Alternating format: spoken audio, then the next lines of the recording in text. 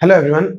सो अभी तक हम देखते आए थे वेक्टर एडिशन। तो वो हम ट्रायंगुलर मेथड या फिर पैरेललोग्राम मेथड से कर रहे थे, तो वो जो की है ग्राफिकल मेथड। ठीक है, तो अब हम एडिशन करेंगे एनालिटिकल मेथड से। तो एनालिटिकल मेथड में मतलब ए को उसके कंपोनेंट्स में लिखना है, बी को उसके कंपोनेंट्स में लिखना है, और फिर ए माइनस बी, ए प्लस बी, जो भी हम करना चाहें वो हम कर सकते हैं। So vector, since vectors are commutative and associative, तो हम क्या कर सकते हैं, हम जो पहले किसी को भी किसी से भी प्लस कर सकते हैं, तो ये वाला पार्ट चलेगा, ये वाला पार्ट। तो हम एक्स को एक्स कंपोनेंट को ऐड करेंगे, वाई कंपोनेंट को ऐड करेंगे, और वो हमारा रिजल्टेंट वेक्टर बन जाएगा। तो पहले मैं बताता हूँ, ग्राफिकल मेथड में ना थोड़ा लिमिटेशन हो जाते हैं, क्योंकि जैसे ही हायर डायमेंशन में जाते हैं हम, तो वो प्लॉटिंग करना डिफिकल्ट हो जाता है और बहुत इजीली ग्रास्प करना मुश्किल हो जाता है। ऐसा नहीं है कि हम ग्राफ बना नहीं सकते हैं, 3D तक बना सकते हैं। Then comes analytical method are much easier for vector addition. जो एडिशन जो होता है ना, वो बहुत इजी मेथड है एनालिटिकल मेथड।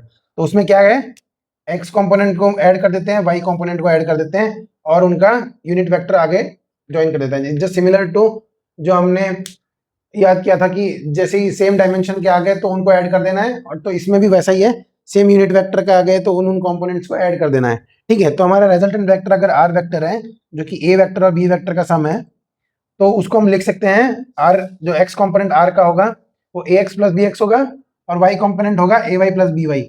सिमिलरली 3D में क्या होगा, अगर ये 3D में होगा तो इसमें एक जेड कंपोनेंट भी होगा और इसमें भी एक जेड कंपोनेंट होगा। तो जब ऐड करेंगे तो एक्स कंपोनेंट तो ऐड हो जाएगा अपने आप में, वाई कंपोनेंट अपने आप में ऐड हो जाएगा, और जेड कंपोनेंट भी एक दूसरे से ऐड हो जाएगा। तो जो हर किसी का जो आर एक्स, जो मतलब एक्स कंपोनेंट है रिजल्टेंट का, वो है A X plus B X, Y component है A Y plus B Y, और जेड कंपोनेंट है A Z plus B Z. Component कहने का मतलब ये है कि अगर ये 3D है, तो अगर मैंने इसमें बनाया तो एक इसमें आएगा, एक इसमें आएगा, और एक कुछ इस पे आएगा। मतलब अगर ये आगे की तरफ है सपोज, तो ये 90 डिग्री, तो ये जो पॉइंट है उस पे ये एक कंपोनेंट हुआ, ये एक कंपोनेंट हुआ, और ये एक कंपोनेंट हुआ।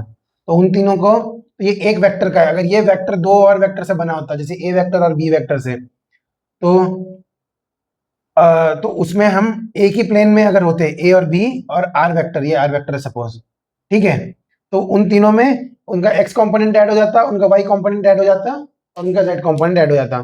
तो काइंड ऑफ कुछ कुछ ऐसा है, जैसे कि ये ए वेक्टर है, ये बी वेक्टर है, तो पैरेललोग्राम कुछ ऐसे। तो इसको मैं अगर यहाँ रखूं, तो ये हमारा सपोज एक्स ए वेक्टर है, और ये हमारा बी वेक्टर है। तो अगर सपोज ये एक पैरेललोग्राम बन गया, तो ये उसका रिजल्टेंट वेक्टर होगा। ठीक है, तो ये देखो 3D में समझने में थोड़ा डिफिकल्ट हो जाता है, लेकिन हाँ 2D ग्राफ्स होता है बहुत इजीली है, और वो ग्राफिकल मेथड बहुत अच्छा किसी चीज के लिए भी समझने के लिए। 3D में थोड़ा डिफिकल्ट हो जाता है बनाने में और समझने में, लेकिन अगर आप एनालिटिकल मेथड यूज कर रहे हो तो आपको नॉर्मल समझ में आ जाएगा, एक्स का एक्स से, वाई का वाई से, जेड का जेड से, बस। So that's all for vector addition with analytical method. We'll jump on to the next topic.